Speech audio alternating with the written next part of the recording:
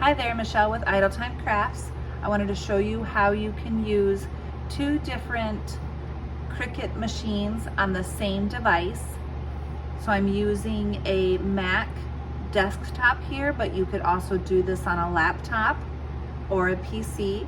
I've got one Cricut screen open already. I'm going to open the second one by going up to File, New Window, and it will open a secondary window for you. You're going to scooch that over. The biggest thing is making sure you have two different machines chosen here in your family. So I have Maker on the first one, so I'm going to choose my Explore family for this one. And we'll just click a quick image so we can show you how it works.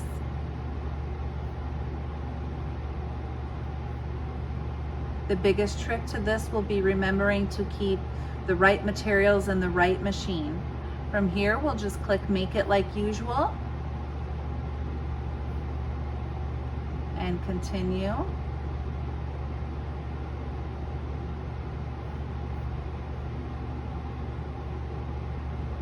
It did flip over and want me to use the same machine for both of them, so I will have to come in here and choose it again once it finds the one.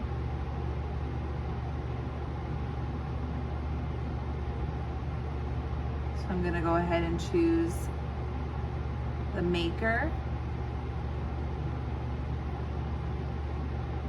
Okay, we'll choose that one.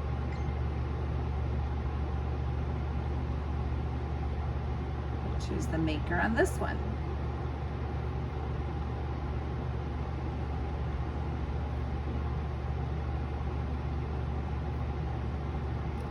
Sometimes it makes me choose back at that Make It screen. It makes me change the device again, and sometimes it doesn't. I don't know what the difference is as to why sometimes it works the very first time and sometimes it doesn't.